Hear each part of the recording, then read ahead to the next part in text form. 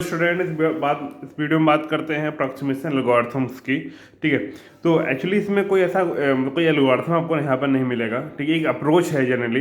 इससे पहले मैंने आपको जो एनपी कंप्लीटनेस के बारे में वीडियो बनाया था, तो आपको याद होगा कि आपके पास जो है एक जो है वो था जहाँ पर यहाँ पर एनपी प्रॉब्लम थी, ये एनपी हार्ड था, ये एरिया एनपी हार्ड का था, और इन दोनों के बीच जो इंटरसेक्शन था वो था एनपी कंप्लीट। ठीक है, एनपी कंप्लीट। तो हम बात करेंगे इसी प्रॉब्लम के बारे में कि यहाँ पर जो भी एनपी कंप्लीट प्रॉब्लम है, इसको किस तरीके से क्या किया जाए कि इससे जो है हमको मतलब एक अच्छा सोल्यूशन मिल पाए, जो जिसका जो है टाइम जो है आपका वो पॉलिनॉमियल टाइम में आ सके, मतलब एग्जैक्ट पॉलिनॉमियल में ना आए, लेकिन तब भी अप्रॉक्स टू पॉलिनॉमियल हमारा आ जाए।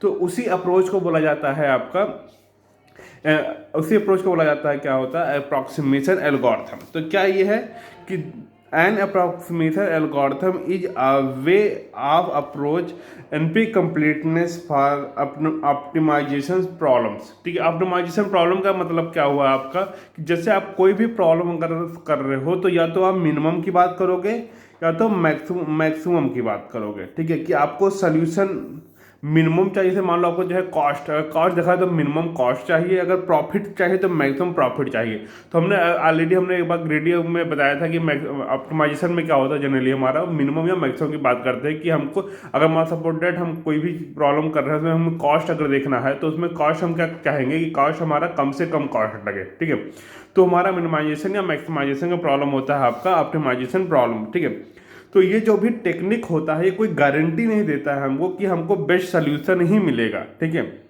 ऐसी कोई गारंटी नहीं होती कि हमको बेस्ट सोल्यूशन में कि हमने लगा दिया और हम बेस्ट सोल्यूशन मिल जाए। बस ये कि हमको जो कुछ ना कुछ सोल्यूशन मिल जाता है।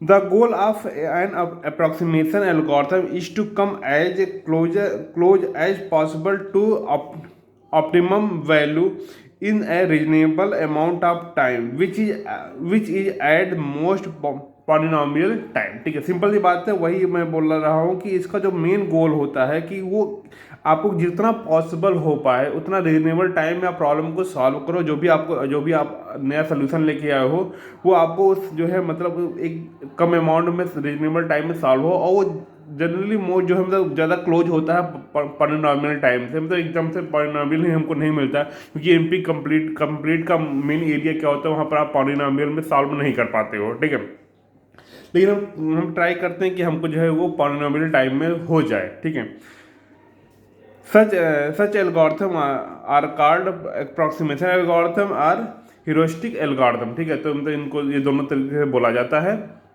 ठीक, नेक्स्ट हम देख लेते हैं, हम इसको जो है एक एग्जाम्पल के थ्रू समझेंगे। हमारा जो है वो हमारा होता है वर्टेक्स कवर प्रॉब्लम होता है। वर्टेक्स कवर प्रॉब्लम में क्या होता है, हमको फाइंड करना होता है कि मिनिमम कौन कितने वर्टेक्स के थ्रू हम सारे के सारे एज को कवर कर सकते हैं। ठीक है, तो ये हमारी प्रॉब्लम होती है। इसके प्रॉब्लम में हम डिस्कस करते हैं, तो सबसे पहले देख लेते हैं इसका स्टेटमेंट क्या है। For the vertex cover problem the optimization problem is to find the vertex cover with fewest vertex and the approximation problem is to find the vertex cover with few vertex। ठीक है, मतलब simple सी बात है। आपने यहाँ पर मतलब क्या बोला जा रहा है कि सपोर्टेड हमारे पास एक ग्राफ है, मतलब ट्री टाइप का एक ग्राफ है। ठीक है,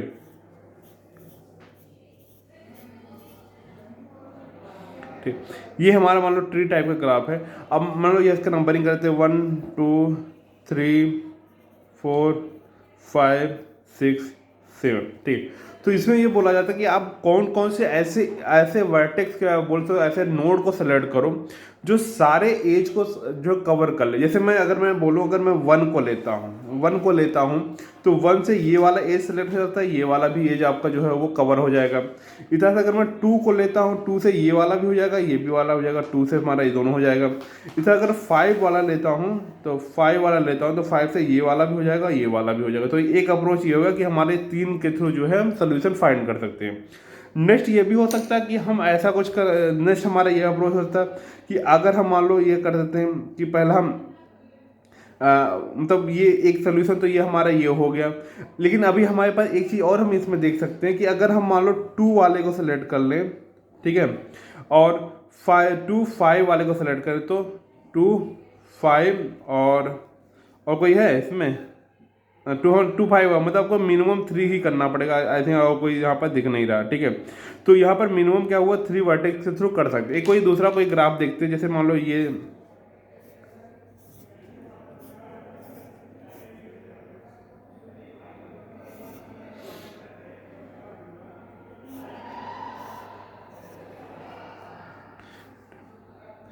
A B C D E, ठीक है।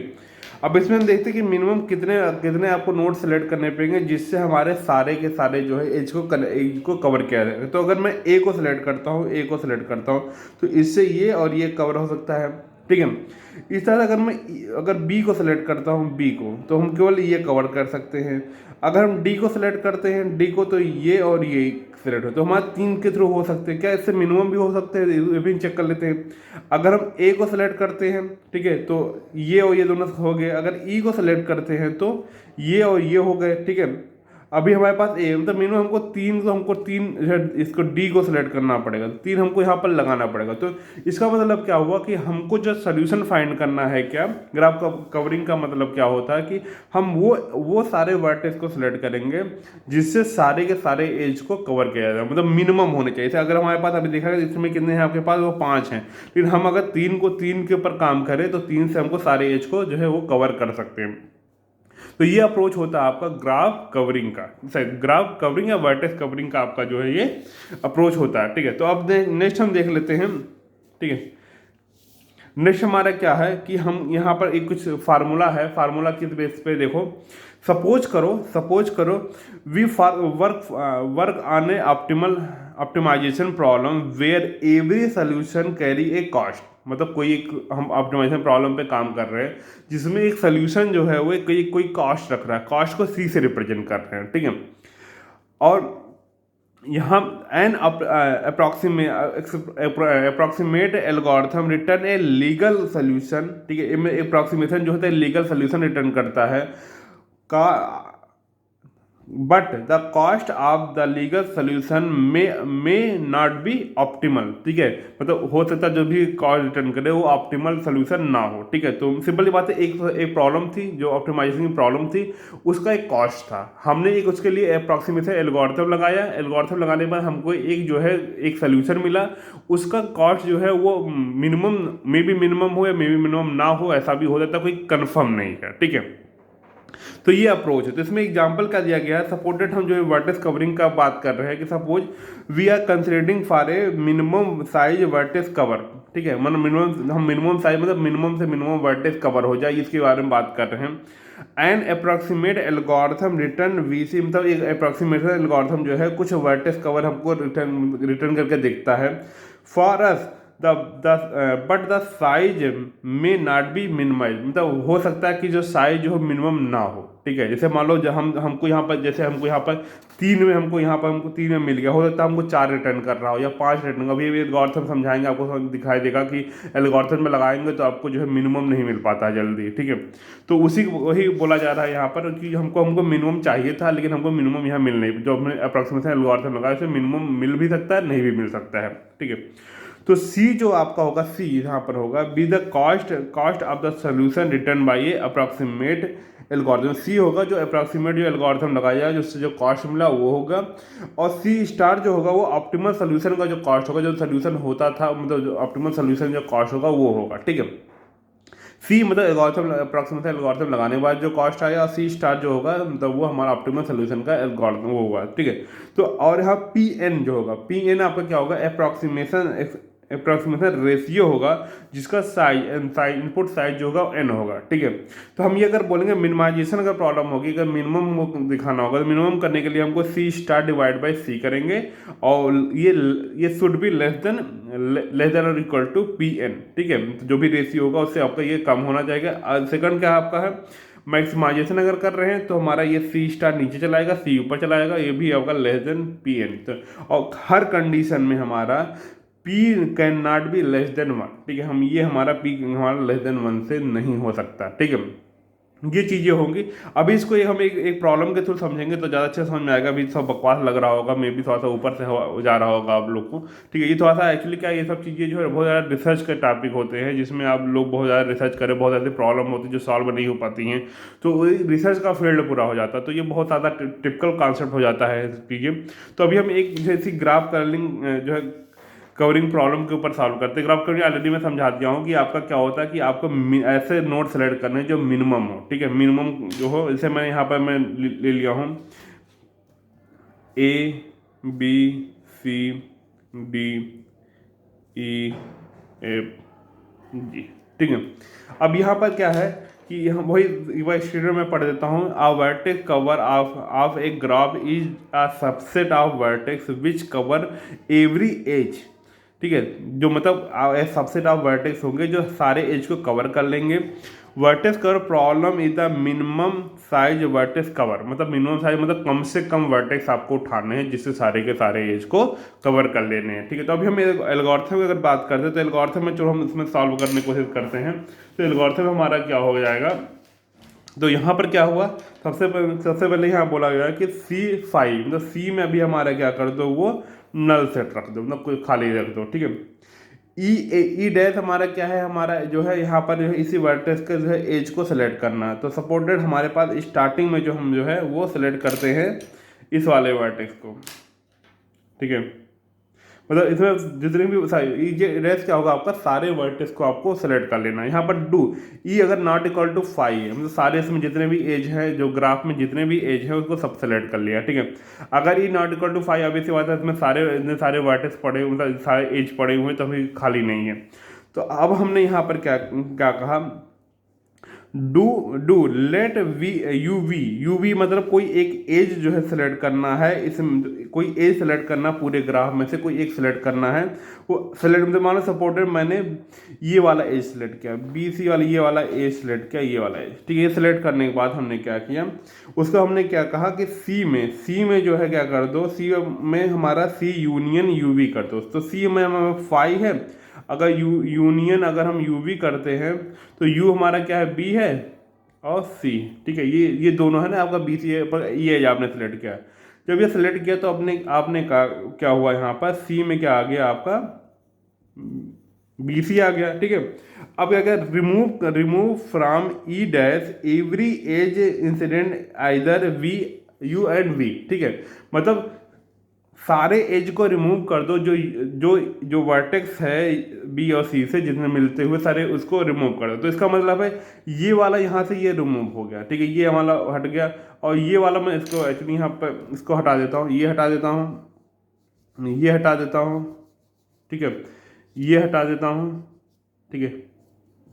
ये तीन तीन हटा, और ये हटा देता हूँ, और ये भी आपका हटेगा। एक्चुअली यहाँ पर रेड से पेन से ड्रा कर दिया, समझ लो ये हटा ही है, ठीक है। ये वाला मतलब आपका नहीं है, ठीक है। तो ये आपने कर दिया। और नेक्स्ट आपने क्या किया, आपके पास आप नेक्स्ट जो बचा हुआ कौन कितने एज बचे हुए हैं, 1 और 2 एज बचे हुए हैं। तो आपने क्या किया, आपने सेलेक्ट किया, नेक्स्ट टाइम फिर से लूप चलेगा फिर से जो आपने मान लो E और F सेलेक्ट किया, तो आपने जो है सेलेक्ट किया ई एफ सेलेक्ट किया। तो आपने क्या C equal to C union EF। तो C में क्या पड़ा हुआ है, BC यूनियन EF अपने किया। तो यहाँ पर क्या हो जाएगा आपका, तो ये आपका जो बनेगा वो आ जाएगा BCEF, ठीक है। BCEF, तो BCEF हुआ। तो आपने फिर से उसके बाद यहाँ पर यूनियन करने के बाद अब यहाँ पर क्या क्या क्या फिर से करना कि जो EF से जितने भी एज आपके थे वो सबको रिमूव करना। तो अभी EF से देखो जितने ऑलरेडी सारे एज हमारे रिमूव हो चुके हैं, ठीक है। नेक्स्ट मैंने क्या किया, अब नेक्स्ट हमारे पास अब जो है सारे एज रिमूव हो चुके हैं। अब हमने DG सेलेक्ट किया, नेक्स्ट हमारा जो एज है वो हमने सेलेक्ट किया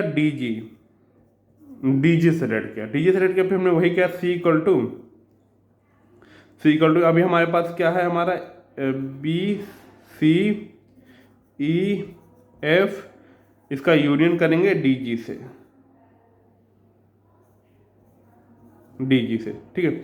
अब इसको यूनियन करेंगे, आपका C में क्या आ जाएगा, आपका BCEF